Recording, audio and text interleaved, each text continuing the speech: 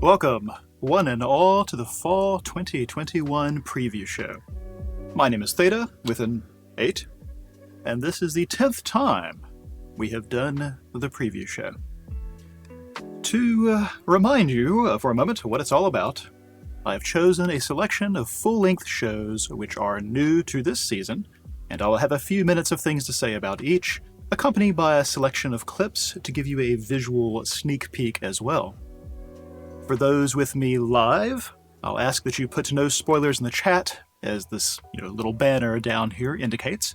You can still share opinions on things you liked or didn't in broad strokes, just so long as you avoid story beats, or especially source references, wherever that applies. My comments, however, will be spoiler-lite, what I call premise spoilers, enough to give you some sense of the series, which is the main purpose of the show. I try to walk a middle path between giving a useful preview and preserving the novelty of each premiere. I have only seen the premieres of each of these, and I never am familiar with the source, so quite a few of you will already be ahead of me on some of these series, so all the more reason to be careful what you say. This is our lineup for today. 14 in all, that is slightly less than average. But because I have a little bit more to say about several of them, there were some that I watched but decided not to include, which you should not take as an endorsement one way or another. For example, Komi-san will not be available on Netflix until later this week, which is why that one is absent. After the stream today, voting will begin on the Seasonal Watchlist app, swl.nearlyonread.com. This is how we choose which shows get dedicated channels in the Discord, as well as help determine which show, if any, will get the weekly live coverage, as we have done 4 out of the past 5 seasons. Also, I don't have anything crazy to do in the show like I did last season, so you can stop watching for it or bracing for it. Considering our lineup, I would have to turn into a vampire or a mech or something to stay on theme. In fact, seeing as it is October, I decided to put all of our spooky or monster-related shows right at the beginning. So, let's get to it. Anyway, starting off, let us begin with Mieruko-chan, the most obviously horror-adjacent show that we have. A little preface on this. Every so often, a series comes along where I end up having this massive internal debate over how much I should say about the content of a premiere. Oftentimes, this is because I recognize that a show's opening is aiming to elicit a certain reaction from an audience that goes in blind, and so I hate to undercut that effect with details that I otherwise would be fine with in these brief synopses. And I feel like this applies to Mieruko-chan. And even its opening credits are extremely sparse on details, in what I presume is an effort to maintain some of the premiere's surprise and how it all works with the tone. The end credits are basically the opposite, but they do at least come at the end after the premiere's gotten its shots in. This means my preview here will try to skirt around some of the details, and will intentionally leave some things out. So if it sounds like a very empty setup, it's at least a little bit due to my approach than the actual substance of the premiere. Okay then. This show comes at a great time of year, as Mieruko-chan is all about horror and horror tropes. The premiere leans heavily into mood setting, and is something of a conga line of techniques that the genre uses to construct the horror setting. In fact, the series begins with a recognizable horror scene to refresh us on this point. While things like grainy footage, ominous music, and high-contrast lighting are obvious tricks of the trade, the opening scene also uses a more subtle technique that is then consistently leveraged throughout the premiere, and that's the use of framing. The camera will often focus somewhat behind or beside characters, as if drawing our attention to what is not there, or urging us to expect that part of the frame is going to be filled. Sometimes it is, sometimes it isn't. There are likewise a lot of close shots on body parts, furniture, the landscape, the things that aren't faces, that cause us to lose track of how a character may be reacting or where their attention is at any moment. Or we see something that a character does not, invoking the tension of dramatic irony as the audience waits for them to catch up. There is also the use of the camera as character point of view, sweeping over a scene so we know exactly what a character is focusing on, so we can share their anxiety and be temporarily restrained to their much narrower perspective. And, as befits the horror genre, there is some plain voyeurism. Lingering fan servicey shots that add titillation, but also result in this manipulated viewpoint for the audience. Now, while that's the kind of thing I'd normally ding a show for if it's completely superfluous, this premiere seems primarily to be an homage to horror, and I expect that the course of the show may change a bit from there. I would wager that the frequency of such shots might likewise decrease as the series moves past the first episode. Why? Because even though I'm intentionally skipping some details, the premiere itself is rather light on them. Instead preferring to use its runtime to immerse the audience in a horror atmosphere. I can tell you that there seem to be 3 main girls, easy to spot because they all have two-tone hair, and the main girl we follow is troubled by some horror genre elements. Yet, what plot exactly jumps off from this, or in what way the other two intersect with it, is not established in the opening. They have sacrificed plot progress for the sake of the premiere's standalone impact, which is why I've gone so light on explanation. But I can tell this much. This is not straight horror. There are some really dissonant moments, even several comedic moments, and I rather expect that will actually be the long-term pattern of the show, with the initial episode more of a tonal bridge than a narrative one. I think expecting a horror series is probably not the right approach. Rather, I get the sense that the horror genre, some of its tropes, are just part of the technique to set up some comedy, drama, whatever else it's going to throw at us. Yeah, the premiere especially. A lot of this is about atmosphere. It is truthfully nothing in this season, at least that I saw, is true horror. This is probably the closest thing to it. But I think it is more homage, a send-up, a love letter to, rather than actually trying to play it straight. So next up, maybe, the Faraway Paladin. Continuing the monster horror theme, we have a show which features the undead, but probably not what you expect from the term. In fact, the Faraway Paladin as a whole caught me a little off guard.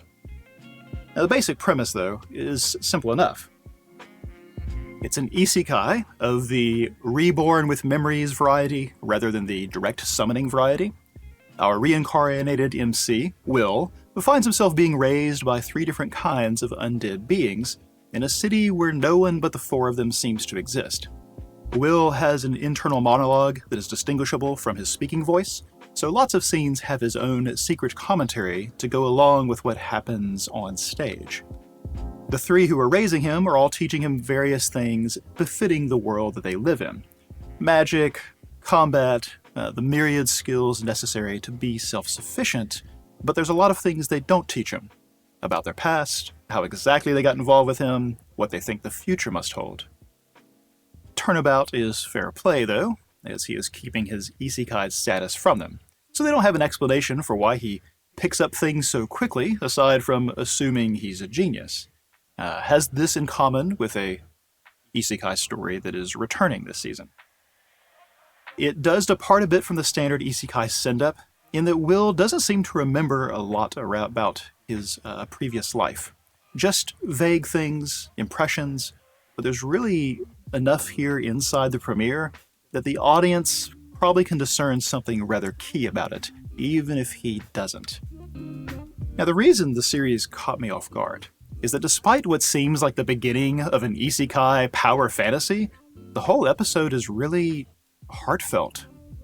He and his 3 unusual caretakers are an ad hoc family, and there are enough little mini resolutions in just this one episode to endear all of the 4 to us. While very little is explained in detail, we can pick up that everyone has some kind of regret or sorrow they carry with them, and they seem to find comfort as they can.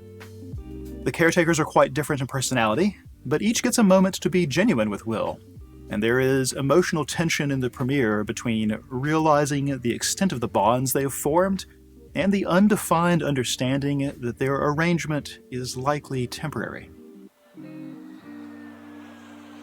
It's hard to guess where the series goes from here, other than the status quo is fleeting, as we have several time skips just inside this episode. The larger pattern of the story, origin of their situation, what is envisioned about the future, what kind of goals Will may pursue, conflicts he may resolve, none of that shows up yet. This premiere was all about initial characterization and a decent amount of world building, particularly about the supernatural elements such as magic and gods. And I'm leaving the details of those aspects out of this preview because I think they form a really intriguing foundation for the story setting, and they are nicely intermixed with the various emotional beats. All of that, and the MC seems genuinely earnest and likable as well. The complete package leaves me feeling really optimistic over what could easily have been a very generic premise.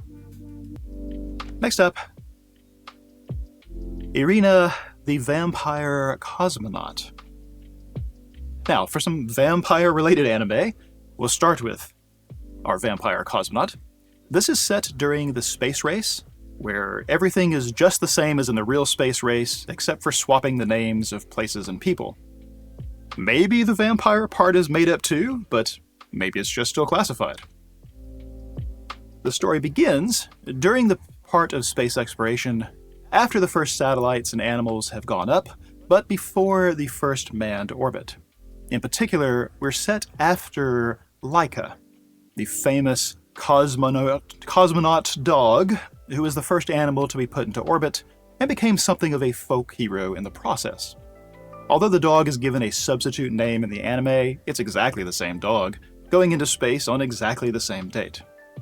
They even name the secret cosmonaut training town after where we're set after her, and Laika appears in the actual light novel title that serves as the source material, so you're perhaps more likely to hear this anime referred to as Laika, rather than the English distribution name that I am using. All of that, and it's not actually about the dog at all. So, what gives? The inciting crisis for our not-Soviet space program is a directive from not Khrushchev to send a cosmonaut into orbit and to broadcast it live. Can't be screwing up that kind of international flex attempt, but sending a dog into space didn't really give them all the information they need to know if a human will be fine when they give it a try. So, how do you send up someone who serves as a reasonable facsimile of the human experience without accidentally creating the first manned spaceflight? Well, you use a vampire, of course. Of course! Our story centers around said vampire candidate, Irina, and a washed-out member of the cosmonaut training pool named Lev, who is set up to be her minder and her trainer. His understanding of vampires is pretty much just movie tropes, so overturning these ideas while revealing to us what this particular version of vampires is like forms a decent amount of the premiere. This episode, and presumably those to follow, take place in a secret military installation set up like a small, classified town, where everyone is either part of the space program or part of the support for them. Now, because of the incident with Laika, the dog, and knowingly sending an animal to their death to advance the space race, there is an intentional objectification of test subjects going forward, an othering of them as something of a distancing self-preservation tactic. And this is going to extend to Irina as well. The natural distrust and unease of a vampire among humans just helps exaggerate that impulse. This seems like the inciting ethical crisis, which will perhaps reflect other ethical considerations for the wider space race, maybe even scientific progress as a whole if they are feeling ambitious. I will say, while there are a lot of good elements here, and it's way more sober and grounded than what you would think from something like vampires in space, I come away from the premiere without any idea of what a normal episode will look like going forward. This episode goes hard on setting up the historical context, the theme of othering and emotional distancing and all that with scientific advancement, but it goes a lot less hard on characterization, especially for our title character. This early theme concentration suggests maybe we'll deal with that in the short term, but I will say at least that if you are someone who really likes space and space-related things, like I do, then it'll be a lot easier to forgive some of the uneven patches of this first episode. Even if fictionalized, this is a look at a part of the space race that hasn't had a ton of story representation, and especially so inside the secretive, not Soviet program. There's really only one person in the premiere that stands out as being an anime-like character, and it's not the main two, so I would be optimistic about something that attempts realism. Aside from, vampires. A second, vampire anime, completely different in tone. Opposite in tone, you might even say. There's actually a third one too, Visual Prison, but I decided it wasn't going to fit in around here. Now, Vampire Dies in No Time is the most straight comedy show in the lineup today. It goes for a fair bit of madcap humor, something otherwise unrepresented in the other titles. Now, telling you the premise does give away the first 45 seconds and the first joke, but I feel like I can hardly say anything else otherwise. So, here we go. This anime is about a vampire who dies in no time. Specifically, Draluk, Dracula remixed. Rumored to be an invincible vampire progenitor who lives in a conspicuously vampire-like castle on the edge of town.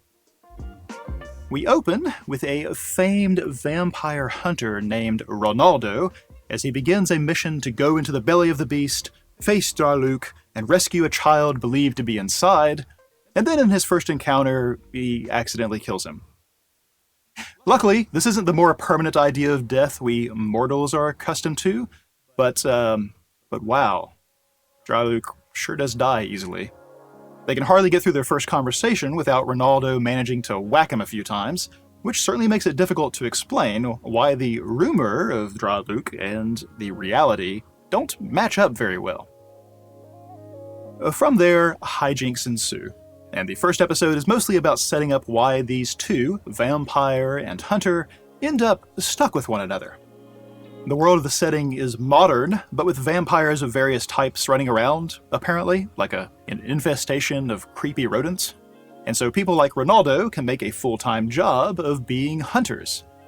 And a rather visible job, too, it seems, with book deals and press interviews, and likely a little bit of hero worship. Now, although Draluk's rather tenuous grasp on this mortal plane is the formative joke for the series, it's not at all where the humor ends. For me, the funniest moments don't come from the setup, but from unexpected things which aren't part of it. It's almost like the absurdity of this world's vampires are a smokescreen for the other bits, making them harder to see coming, and strengthening their impact when they land. They become funny in their own dissonance. It overall has a rather high density of jokes, too, which you'd think would be just standard for comedies, but alas. Finally, I think we can count on other characters with extreme circumstances or personalities being added to the regular cast. They made pretty good use of people aside from the main two in this premiere. And I don't know if that is a criticism of the main characters or a praise of their ability to leverage cameos. Maybe both. At the very least, just like another comedy show in our lineup today, this one seems at first like it has a single joke, but already goes to great lengths to demonstrate that this is not the case. I laughed a lot. It was very funny. And now for something even just slightly related to our opening theme. one I feel like a lot of people actually didn't watch. Platinum End. So, here is 2 opening statements about Platinum End. 1. The premiere involves an angel saving a suicidal teen and trying to grant him happiness. And 2, I feel like I should give a warning about graphic violence. If that sounds a bit dissonant, well, hold on. I'll have to tell you a lot more about this premiere, I'm afraid, else it will come off too generic as a setup, though I will hold at least some of the exact story beats back. We begin with Mirai, a boy who decides to cap off his middle school graduation by throwing himself off a building. He's interrupted by Nase, his personal angel, who tries to grant his last wish of wanting to have been happy. Mirai has been on a slide since he was 7, losing his family, being taken in by abusive relatives. Happiness had become a distant but absurd dream, and death became preferable. Even the extraordinary circumstances of being rescued do not immediately snap him out of this funk. When he is able to enjoy something that Nase gives him, he's even embarrassed at his emotional response. He is deep in his despair, and bringing some ray of hope into his life seems like a noble cause indeed. This then is where the hook comes in. While Nase is angelic in appearance, upbeat and chipper in voice, and totally on Mirai's side, her suggestions about what he can do to pursue happiness are not what you expect from an angel. It's quickly apparent that she does not share Mirai's understanding of morality, or what kind of actions would lead to a meaningful existence for him. Though she has apparently always been watching him, and knows things that have happened to him that he doesn't know himself, her comprehension of him, or perhaps even humanity, is downright alien. It's like a version of It's a Wonderful Life, where instead of Clarence showing George Bailey the meaningful impact of his life on others, he encouraged him to embark on a bloody crime spree to even the score against the world. The contrast of Nase's ideas against her appearance and demeanor is rather deliberate, and prompts me to assume that the series will explore various ways that people pursue the things they want. Moral? Immoral? Or perhaps amoral? I don't know. One thing the premiere does well is leave me unsure how Mirai himself will use the gifts he is given, and whether his initial sense of morality will survive the power he is granted. And conversation doesn't stop there either. You see, it turns out there are other people kicking around with their own personal angels. Cue the ominous music. From this premiere, I can see a path that explores interesting ideas, but I can also see a path that leads to the well-worn Battle Royale formula, only using angels for its aesthetic. The somewhat extreme characterization from this episode makes me a little less hopeful than I might otherwise be that it's going to take the path I would prefer. Heike Story.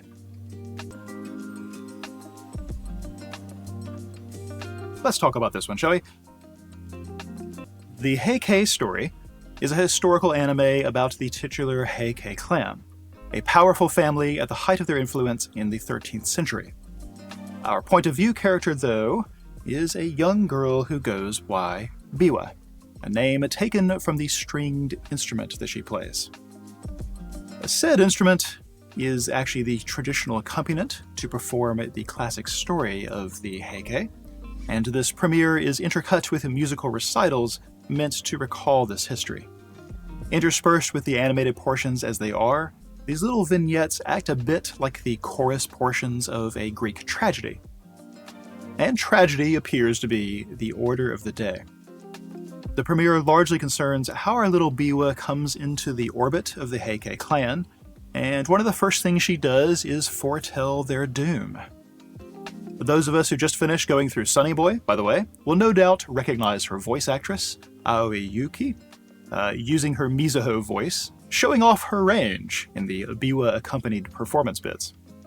In fact, music of all kinds is used quite extensively throughout this premiere, falling into a variety of styles and moods. It's really some of the most variety in a single episode I can think of in recent memory.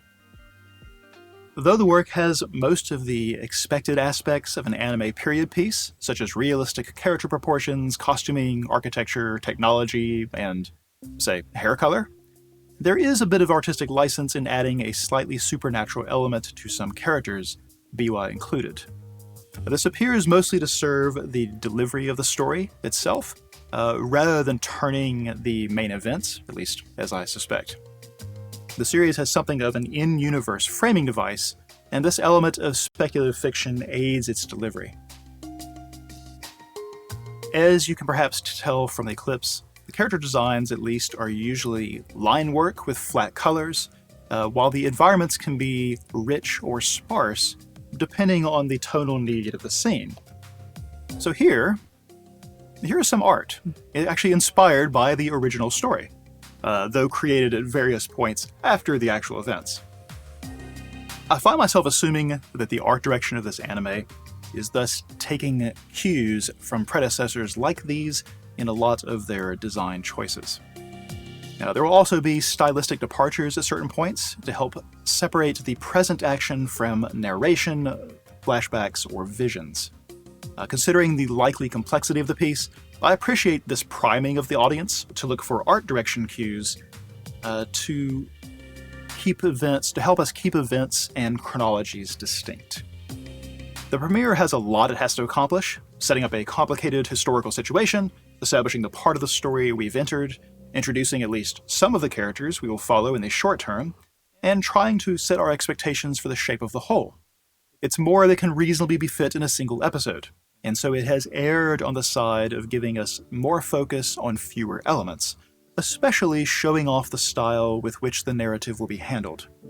It's a strong introduction meant to get us to the inciting incident with an understanding of how the story presentation is likely to flow, what range of elements we can expect to help spice up the subject matter, which otherwise runs the risk of coming off too dry. Largely successful so far, I would say.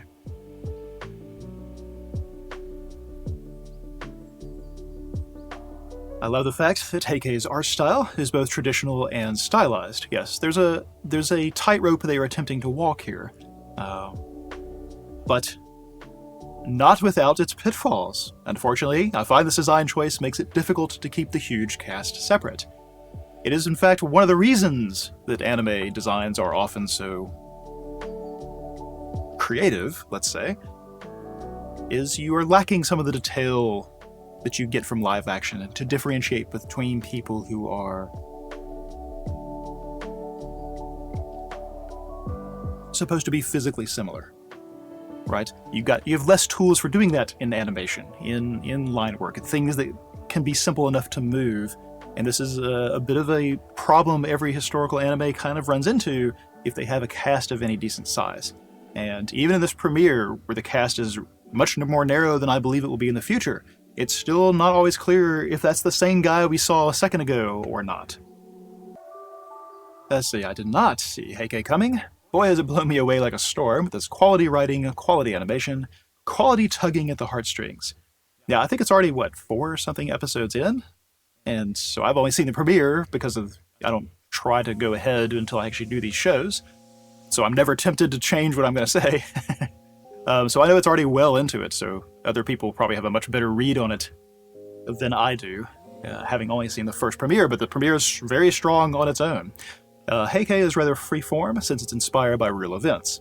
Clear arcs and straightforwardness are not something to be found here, but jumping from subject to subject tends to be its trade. Beware if that is not for you. Yeah, as I've joked before, the difference between real life and a story is that a story has to make sense. Real life is frequently not so accommodating, and while this is of course a curation of real events, then told in a stylistic manner, they probably don't rearrange things to make them cleaner or change the story for that purpose, especially when it's something like this that is already well known. There's just only so much creative license you can take before you're not really telling the historical story anymore. So then, on to Takt op.Destiny. Alright. Takt op.Destiny is a music-themed action anime utilizing the Great American Road Trip for a journey motif and setting. We follow the exploits of a fighting pair consisting of one conductor, Takt, and his music-art companion, Kozeto. And so far at least, their hapless manager, minder, driver, babysitter, well, whatever she is, named Anna, whose catchphrase appears to be, "Shut up!" They are trying to get to New York, as it will remind us repeatedly, but standing in their way are infestations of D2, an otherworldly invader that look like giant, day-glow versions of earthen animals. The designs of the Klaxosaurs from Darling in the Franxx might actually be a decent analogy. More organic, less mech-like. Alright, these D2, they hate music, the sound of it will draw them, and their destructive ire. The result is that musical sounds are largely taboo in the current world, but this is recent enough development for only children to have never heard music, or even the concept of it.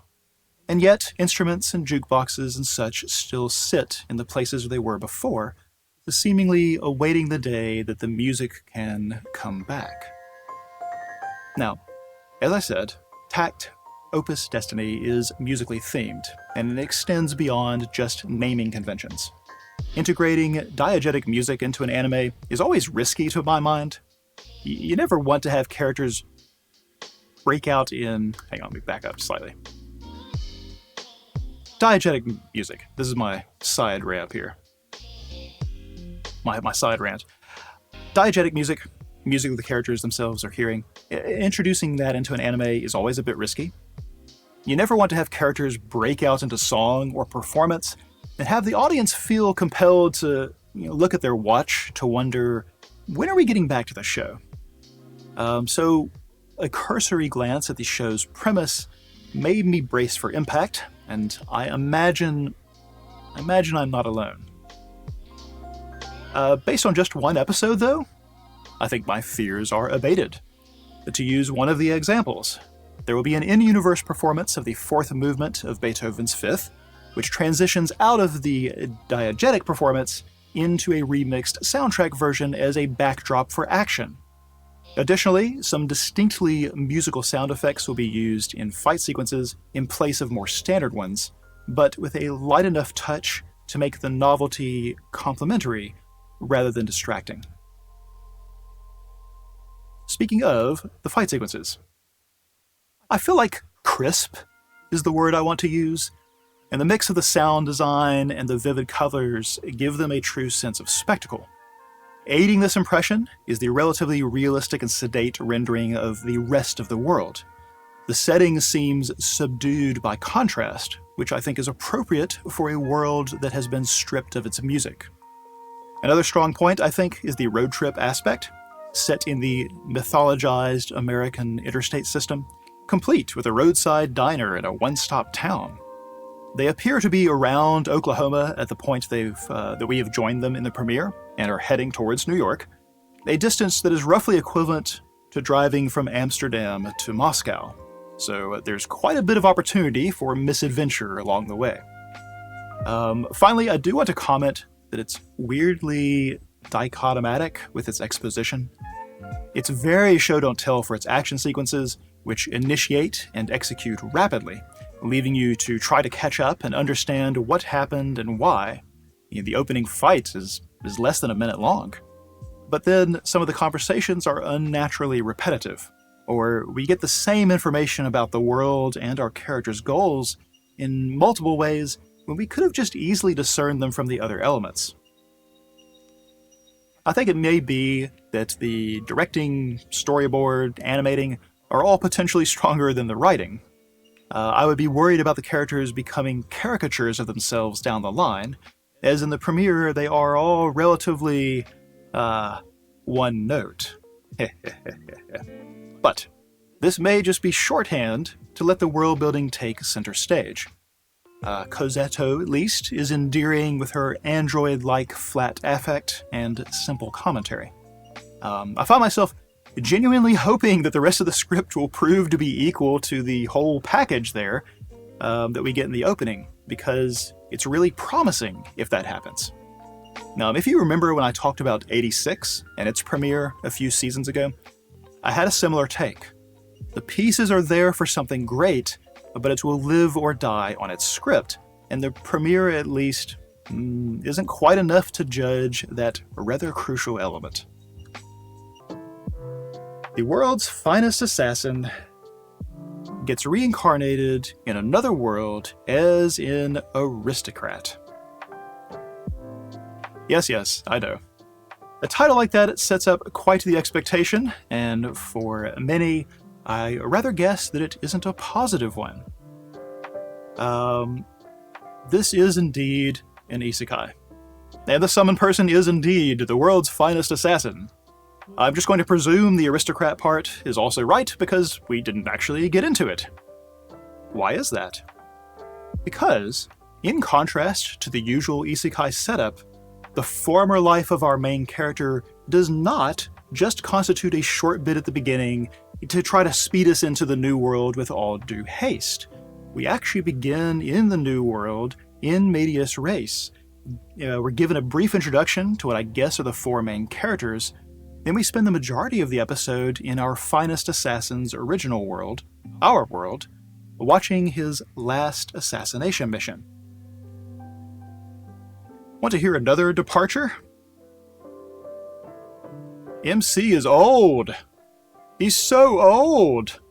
It's not his last mission because it goes awry. It's his last mission because he's retiring from the field, planning to begin training other assassins for some nebulous organization.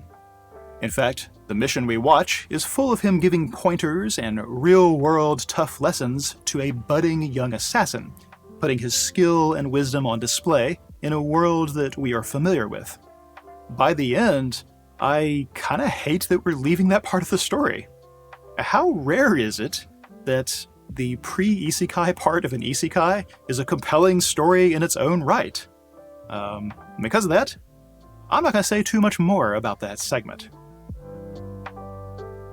That's probably the biggest surprise. It's like, that was a whole... How about that story? And having not gone any further, I don't know how much of that intersects with the rest. But that was by far the biggest surprise. The opening bit, the part that actually takes place in the isekai world, and sometime after he is actually summoned, we will meet his little group of four, and we will witness some kind of aristocratic auction, where masked old men are bidding on young girls for what I imagine are licentious reasons. There's no attempt at moral grayness here. These are bad guys, and so disrupting them probably means that our four are the good guys, right? This is much more of the familiar fantasy anime setting, with fantastical designs, magic, old-world aristocracy, and some occasional and, frankly, stupid moments of fan service. Brief at least, but probably a harbinger of more to come. It is especially tone-deaf in a scene where you have the implied sexual exploitation of teenage girls trotted out as something vile to give the protagonists the moral high ground. But I suppose there is always a chance that this dissonance is on purpose. After all, our MC was an assassin in our world, and, not for like the Red Cross or something. A setup framing him and those working with him as a force against cartoon villainy might actually be misdirection. After all, the very end of the episode gives us a peek at why he was summoned in the first place. And it's definitely not part of the usual summoned hero package. Outside of the potential fan service pitfalls and the possible smirking evil characterizations, there is a lot to like from this premiere. The structure is extremely well done, possibly the best among the entire lineup today, and that at least suggests that somebody at the helm is competent. how it integrates the experience and age and the flexible morality of our former assassin into the isekai setup, that probably determines whether it is going to soar or crash. Lastly, even if nothing else about this series sounds compelling, I'd suggest tuning into the first 90 seconds to experience the banger OP sequence. There's a few clips from it mixed into what I showed you already, but the whole thing is worth seeing at least once just for its creativity and style. Let's see, honestly, the biggest positive surprise for me, because my expectations were so low, expectations make a big difference in how you how you experience things, though I'm not very sure it can keep up the energy of the premiere. I have a similar concern. Like I said, just really well structured. Like, a lot of these other shows could study that for a little help. And is leveraging the differences I pointed out, things you don't expect from the usual setup, and the title sets up those expectations, and the opening scene that seems like very familiar fantasy anime stuff is really just setting you up to be yanked in the other direction. So we'll see, but if it can keep 2/3 of the energy of the premiere, it'll probably be a winner. But we shall see. Now let's move on to AMAIM, is how I'm going to say this. AMAIM, Warrior at the Borderline. That's the English title for some reason. It's very different from the actual. Okay, so I wanted my opening sentence about AMAIM, Warrior at the Borderline to contain the words Sunrise Studios, hand-drawn mecha, and anime original, because I think for some people that is literally all they need to hear. Granted, this is a subsidiary of Sunrise, but hey, let's take what we can get. In a lot of mecha, the premiere needs to introduce a main character or two, introduce a mech, and find some reason to get them together. This anime does not stray from the path. I think the feel of the premiere will be rather like a case of déjà vu for those who have seen a decent amount of mecha, right down to the MC having a stupid hairdo. Whether that feels like nostalgia or tedium to you probably depends on personal taste. So then, let's talk about what elements are a bit more unique. The setup, for starters, imagines a future in which Japan is no longer autonomous, having been balkanized by foreign powers who came into the country under the guise of aid and then seized control of various corners of the islands. A clash between these factions, called the Boundary War, saw the deployment of lots of mechs called AMAIM. Of note, these mechs were largely AI controlled, and the present-day ones are almost this entirely. The result of the Boundary War is that the Japanese are second-class citizens in their own country under the control of vying factions. They live like refugees in a police state. This helps color the rather bleak outlook of our MC, Shiba Amo, at the series' start. He keeps his sanity by being a tinkerer, and his secret prize is an abandoned workshop housing pieces of an old AMAIM that he has slowly assembled, though with no real hope of completion, as he has to count on lucky finds while scavenging wrecks from the war. So that too is a bit unique, in that the pilot and the gearhead appear to be the same person. Now, that accounts for about the first third of the episode, and it's a lot of exposition. It's a character narrating how they feel and commenting on things which we can already figure out from the visuals. Now, there's a lot of stuff that you should try to avoid if you're writing, if you can. Luckily, we then get another unique element, which is that he meets Guy, an AI in a bottle who is on the brink of death by low battery. But from here, everything about the episode improves, because their dynamic appears to be the star of the show. Guy is quite the plucky AI, and determined to prove useful to our MC, but that's not without having a little fun at his expense, or even poking fun at some mecha tropes. The last unique bit that I really like is how the interface of the mech works. Rather than a few triggers or joysticks that somehow accomplish all the complicated things necessary to fight with a bipedal robot, AMAIM uses a kind of deep dive VR system. A pilot may be strapped down and covered with restraints and sensors, but they experience battle as though they were standing up, with simple hand controls and a field of view that is dynamically drawn whichever way they turn their head. The whole thing strikes me as a fresh update on the classic mech, rather than reinventing the wheel or veering too far away just for the sake of being unique. There is otherwise not too much I'd put down as adventurous from the premiere. It is relatively safe. And I can't assume that there will be complex theming from what I've seen so far, which at this point is something I expect from mecha. This may simply be something that hasn't shown up yet, owing to how otherwise busy the premiere is. They at least don't make the mistake of trying to introduce too many characters, though the credits sequence makes it plain this is not going to be the last pair of pilot and AI that we become acquainted with. So will the promotional art. I'll tell you the same thing. And I think, yes, the show is made by people who absolutely love mechanical design and 2D mechs. I feel like if that's your thing, if you miss it, that part at least seems to be very well done. Next up. My senpai is annoying. Now this anime begins, as many do, with a montage of a character getting ready for their day. This is Igarashi, a girl who is only slightly bigger than the stuffed animals lining her bed. Poor thing even needs a step stool to be able to use her sink. Her apartment is tiny, so I guess she lives there alone? Oh. Well, what she's putting on isn't a school uniform, it kind of looks like a skirt suit.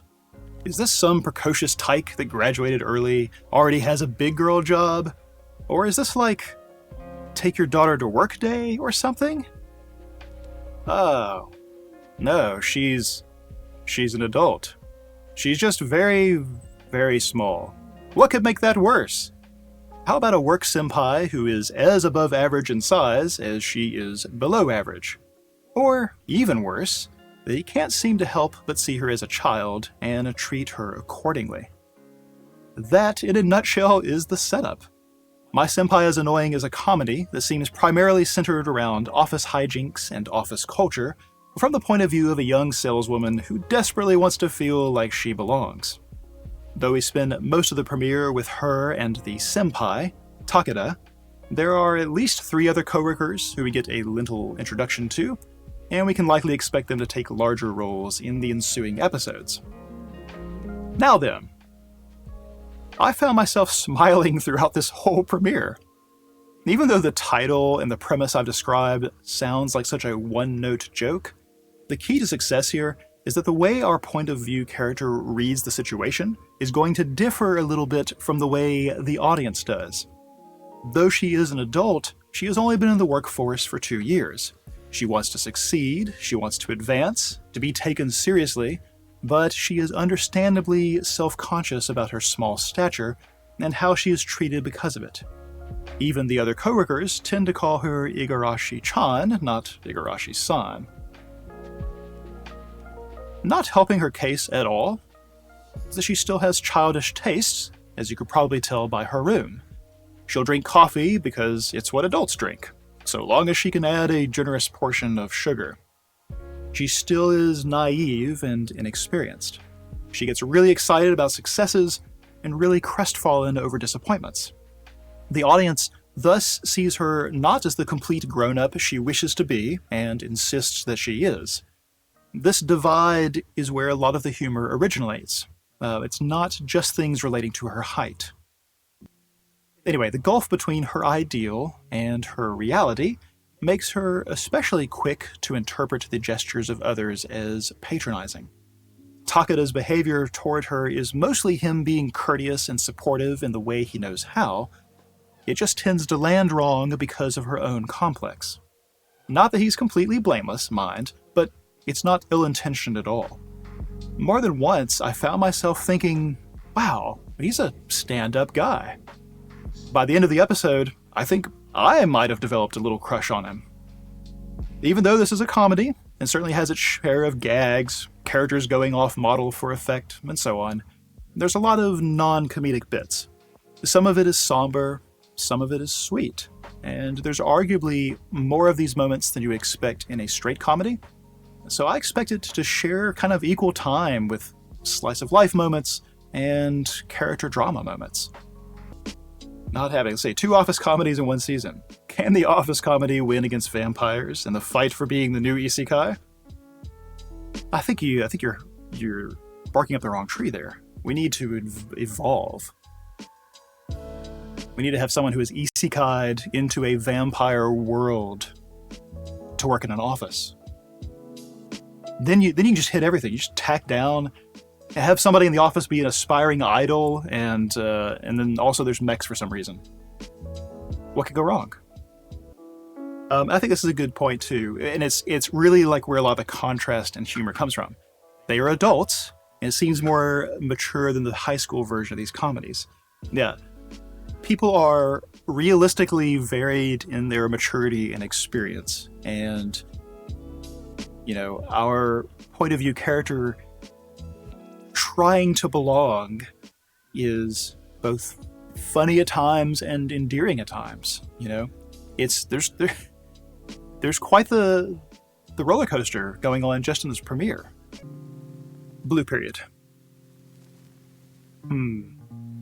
So Blue Period, it's not an anime I want to say too much about as far as the story beats go, because the premiere is focused so much on the main character's perspective shift from the beginning to the end. Going at it with a scalpel to give you some, but not all of this evolution, feels to me a bit like doing a vivisection. The surgery may be a success, but the patient will die on the table. I will give you the basic setup in just a moment. I first want to talk about the title and how it might possibly give a sense of the overall work. The Blue Period that the title is likely invoking is a particular part of Pablo Picasso's career, during which his paintings were mostly, blue. Blue in color, but also a bit blue in mood, somber, maybe even depressive, and frequently he used society's outcasts for his subject matter. This period overlapped with a time in his life where he sank deep into depression, withdrawing from his usual outgoing social life. He was financially troubled on top of all of this, and the Blue Period paintings were not popular enough in his day to help out. Despite this, it was a critical period of development in his life, both as a person and an artist. This anime does not star Picasso. He's not in it. Rather, we have Yatara, a high school student who is definitely not an artist, and although he has good grades, he's really part of the cool crowd, hanging out all night in the middle of the week, smoking despite underage, running around with a group of delinquents, etc. People who may one day rank among those societal outcasts that Picasso liked to paint. Yatara will actually end up invoking Picasso directly, but only because he sees a poster advertising an art exhibit. This prompts him to assert that he doesn't get what's so great about Picasso. Even he could paint those. This sentiment is practically a cultural trope. People looking at Picasso's somewhat and sometimes bizarre portraits and the simplified shapes, and they don't know quite what to think of it. It doesn't meet their pre-existing understanding of what art is supposed to look like, and they underestimate what went into his paintings. That is, it's a complete outsider's take on the artist. You need a fair amount of study and context to appreciate why Picasso is world famous. And as you acquire this knowledge, Picasso will seem less and less like a hack or a weirdo, and more like an accomplished artist, until one day you have the understanding necessary to just stand back in awe.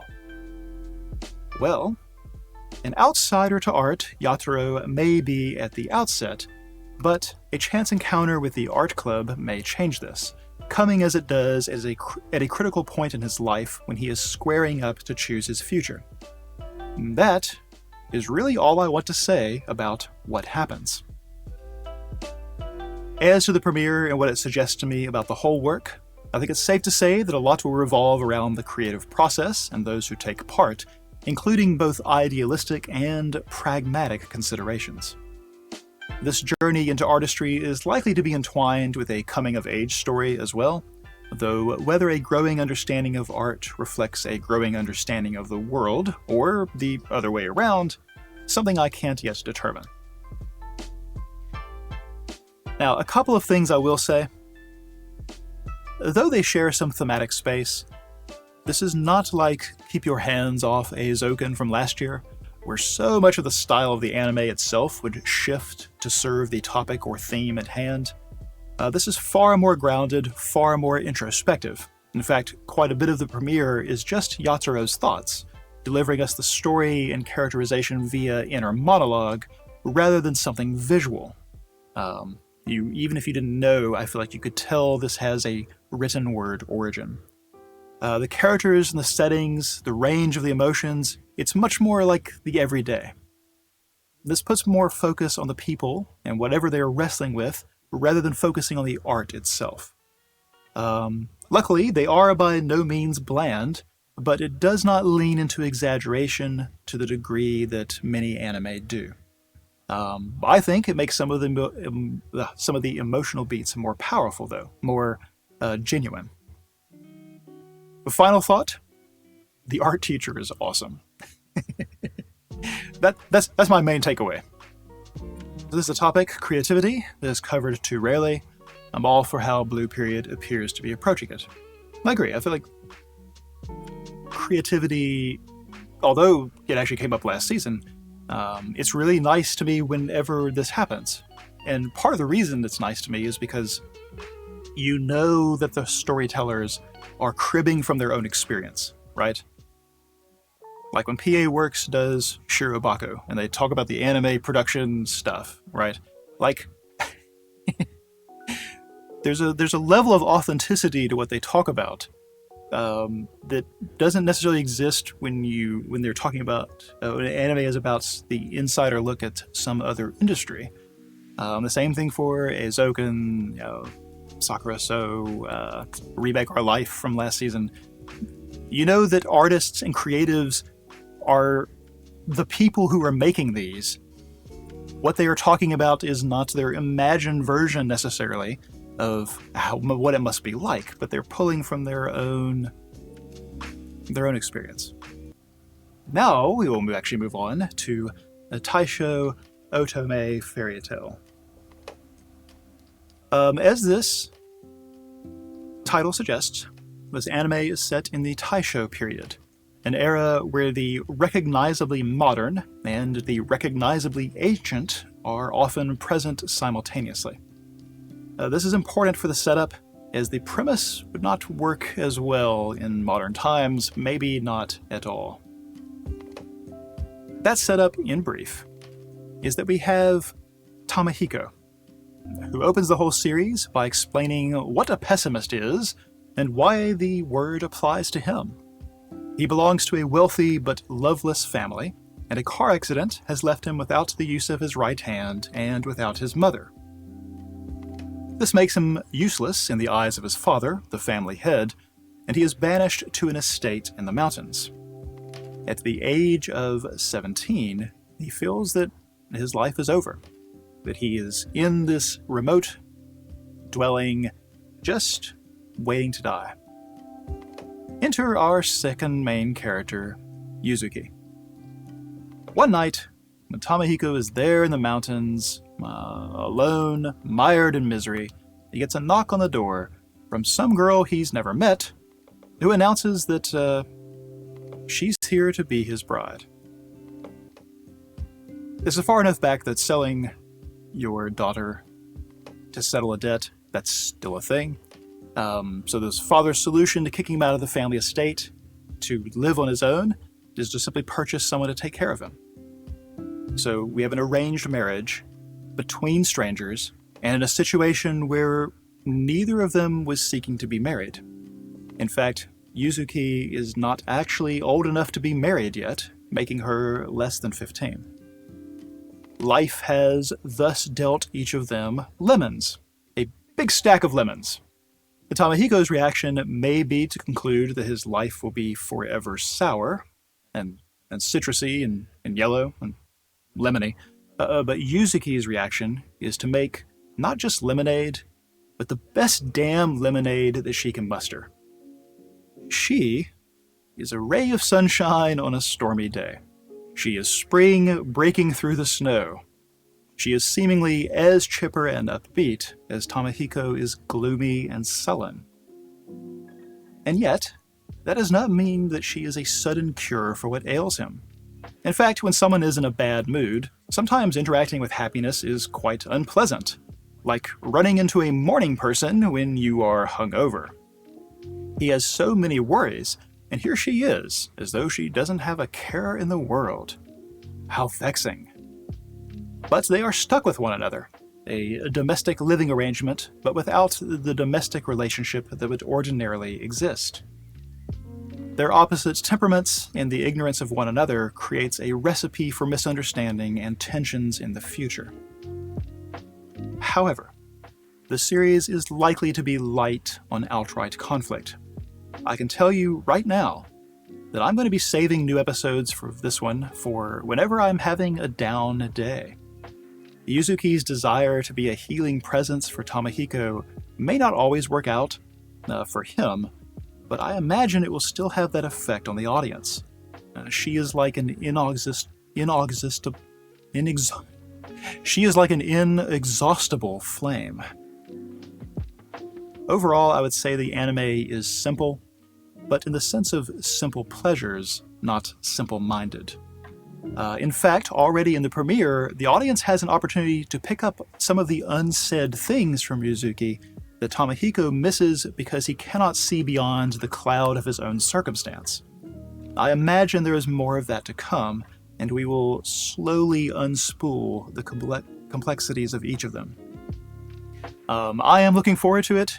This is one of like 3 series that I am already positive that I am going to watch in its entirety. Let's see, Taisho, Otome? A little hard to know what kind of fairy tale we're getting here. Disney? Or the OG Grimms? I'd say tone is the answer to that question. Not realize an arranged marriage between someone who's 17 and 14 or 17 and 13, however old she is, especially in a bought for the purpose, strikes our modern sensibilities as a sour note. But that is just the circumstance they are in. It has nothing to do with them. It has nothing to do with them or the kind of people they will be or the decisions they're going to make. And like I said, the tone of this is not just like suddenly everything is okay, but we have come into a threshold moment. I don't want to give it away, but the premiere even uses a bit of its presentation to help mark that change. We're at a threshold moment for these characters, for both of them, right? Both of them, it's a raw deal. And so while the rest of the world around them has put them into this particular snafu, this seems to be mostly about how the two of them, again, make more lemons, or make lemonade from the whole situation. And I think both of them being stuck and forced into it makes them kind of equal. It allows it to work. Ranking of Kings. All right, so the Ranking of Kings is a story of a tiny, mute, deaf prince and a sapient puddle. So evidently, the world in which this takes place has lots of kingdoms and kings, and for whatever reason, there is an established ranking system. All we know at the outset of the whole thing is that the prince we focus on, Prince Boji, has made a promise with his mother to one day become the greatest king. But there's a problem. He's tiny and deaf and mute. And while it's hard to guess his age exactly, he comes off as undeveloped and unsophisticated. A child, but maybe someone doomed to always remain a child, insulated as he is from the life lessons that others will learn with ease. Understandably, this causes some consternation among those in the kingdom. What will happen to them if Boji becomes king? What happens to the royal line if it's placed in his hands? Why should other princes who have no such hurdles be behind him in succession? Into the situation comes Kage, a talking puddle of shadow whose very first act is to mug the prince and take his clothes. Good start! But the mugging isn't actually the important bit. Somehow, Kage is able to understand Boji, and vice versa. This is a huge moment for the prince, so he's either willing to look past how they met, or he's so ignorant of the world that he doesn't understand what kind of character Kage must be. Kage's own curiosity gets the better of him as he learns more about Boji, and he decides to find out more about the prince and his circumstances. But from there, things get complicated, so that is where I will cut off our summary. You likely can tell from the clips that the animation is not what you expect by default for something from 2021. It reminds me of a bygone era where every character had some kind of exaggeration to their design.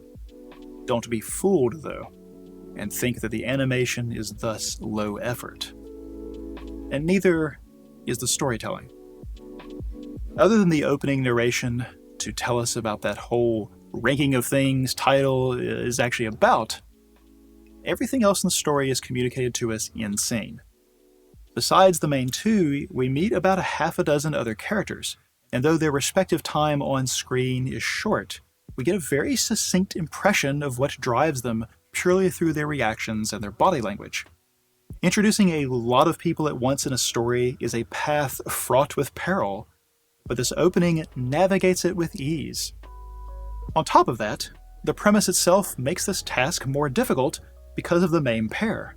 Boji cannot speak, and Kage has no body language. Each has an inherent barrier to being understood by the audience, which extends to being understood by those in-universe.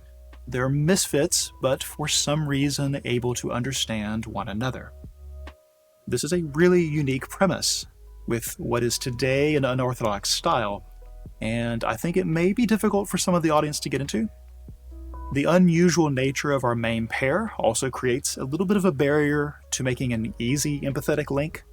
I think, though, that it does the little things very well, and I leave with high expectations for how the overall story will be executed. I would say certainly the handful of emotional beats in this premiere, some very unexpected, leave me really, really optimistic. I say it's incredible how efficient this anime is. Uses the childlike aesthetic incredibly. You get 3D characters and very few beats communicated both subtly and straightforward. You get the whole plate, not just an appetizer. I agree. It's one of the things it does impressively, just from the storytelling side, leaving all the animation stuff, which I think is the obvious visual part. The efficiency is the right word. The amount of stuff that is communicated to us and the way it is that we just are a fly on the wall watching these people interact. Nobody says exactly how they're feeling unless it's actually very relevant to another character. There's complexity within even side characters that we only meet for a handful of minutes. We see some of the complexity peek through. We know there's some backstory we haven't quite explored. It does a lot without losing you, without resorting to expo dumps, without resorting to flanderizing the characters. And the characters it doesn't have time to give us much of, it just lets us know they're around and skips over them. We'll get to them later. So, Sakugan. So let me read you the last thing that I wrote in my notes while watching it. I usually watch a piece, keep a little writing notes I'm thinking as I'm going through to kind of speed the process up. And the very last thing I wrote was, well, that was awesome. It might be a contest between these last two entries, but possibly the most complete premiere of the bunch. in terms of the number of things that it accomplishes while being entertaining. In the past, you may have heard me refer to something I call economy of scene. For me, it's one of the best barometers for judging storytelling competence from a limited sample, such as a single premiere. Sakugan would pass this test with flying colors, as we pack a lot of characterization, backstory, world building, goal setting, humor, and emotional highs and lows into a rapidly delivered package, all without overloading the audience or diverging into giant dumps of exposition.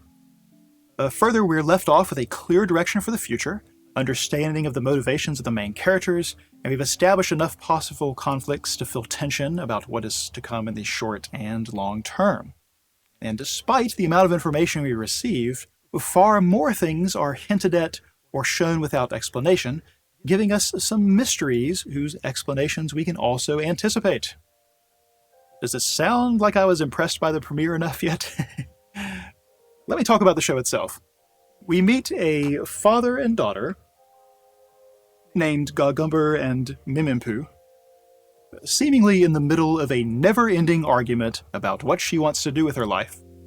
She wants to be a marker, someone who travels outside the safety of their underground colony to spaces in the Labyrinth, a dangerous, largely uncharted wilderness between the various colonies. Seemingly, their name, Markers, is related to marking things down, mapping out the vast unknown around them. They explore in mechs called Markbots, which seem necessary not just because of the difficulty of moving through the ground, but because the labyrinth is home to kaiju. In other words, the life of a marker is quite dangerous, so it's understandable why Gagumber would be reluctant for his daughter to pursue that lifestyle, especially since she's, 9 years old.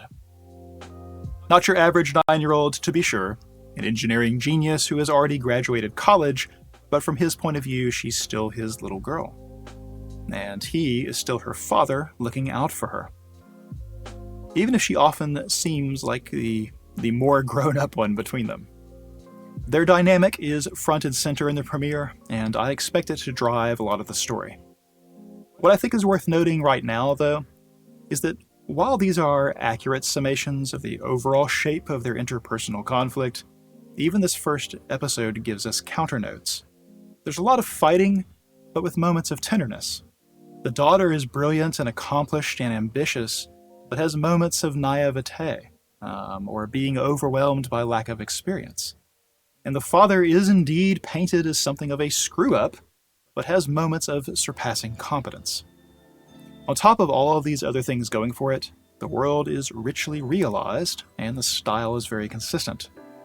The premiere could occupy you for some time if you wanted to crawl through it frame by frame to unearth all the little details they've packed into fleeting shots of scenery, or if you wanted to analyze all the small gestures or expressions of the characters that are intermixed with their more vigorous behavior. Despite the two extremes of melodrama and subtlety in the episode, it nevertheless feels like a coherent whole. This premiere actually makes me think of the premieres of two other shows. It reminds me of the setup, energy, and some of the story beats of Gurren Lagann, with a lot of the kinds of lore, mystery, and world building of Made in Abyss.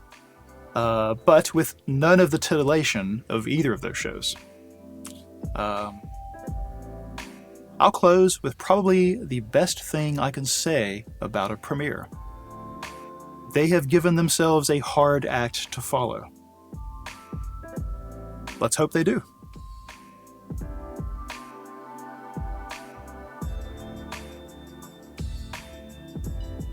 That is the end of all of my prepared stuff for today. Thank you for coming to the Fall 2021 preview show. I will now take questions from the audience. And now for a bonus segment. As I mentioned earlier in the stream, I wasn't going to talk about Komi Can't Communicate, because it is on Netflix, and thus was not yet out in the US, where I am based. Netflix actually has Komi and Blue Period.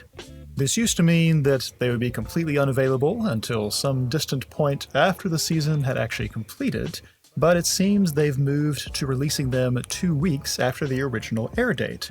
It's not ideal, but hey, at least we're moving in the right direction. Well, it's later in the week now, and I've gotten to take in Komi Can't Communicate premiere.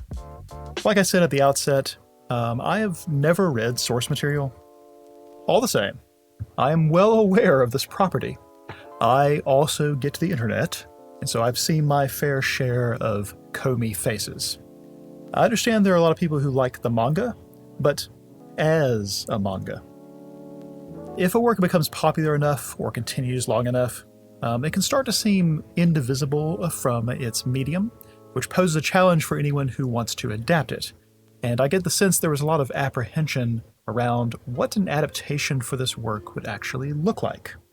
One thing plain to me, at least, is that a lot of effort went into giving the anime the feel of an animated manga rather than an anime that just happened to have a manga as its source.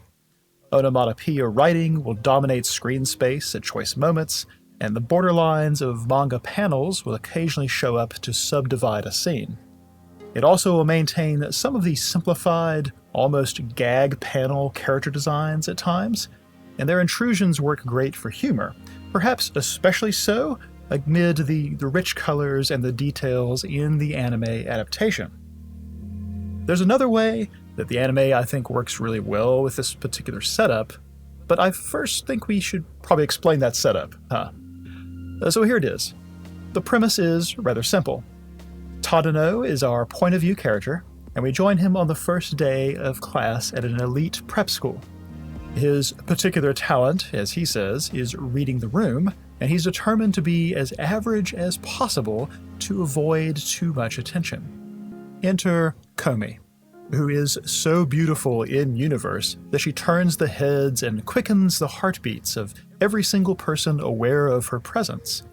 And, wouldn't you know it, she's going to end up sitting right next to Tadano, putting him in the line of fire of attention and envy.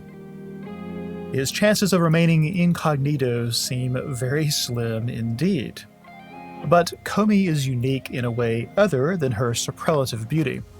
In fact, that beauty and how people react to it makes it worse. As the title says, Komi can't communicate. But that doesn't mean she doesn't want to. In fact, she has a very simple wish, and the pursuit of it seems to form the larger goal of the series. The premiere, though, makes it plain she's never going to succeed as she is. Tadano finds himself then in a unique position. He probably can't get his own wish now, but with his help, perhaps she can. That path, though, seems like it will be rife with humorous missteps, colorful and exaggerated characters, and sharp contrasts between perception and reality. While the premiere has a lot of comedic moments, it also has heart, and I imagine the whole work will lean into so-called dramedy. That aspect, too, seems to be handled well by the animated format. And the standout example from the premiere struck me as a good example of leveraging the medium compared to manga. While manga and anime are both visual media, anime has the added dimension of sound, layering environmental effects, soundtrack, and dialogue on top of the visual storytelling. In the case of this premise, then, the difference between scenes with a lot of sound elements and those which intentionally lack them become all the more stark. Komi's dominant quirk is exaggerated by the format. Thus, they lean into it for one of the emotional high notes of the premiere, and I personally thought it landed really well, and landed so well, in fact, that it probably managed to turn this into a must-watch series for me personally. I'm not familiar with the source, as I said, but it seems to me any fears about whether or not it can make the leap into the animated format seem to be put to rest by this rather strong premiere. Thanks for joining me for the bonus round of the Fall 2021 preview show. I'll see you soon.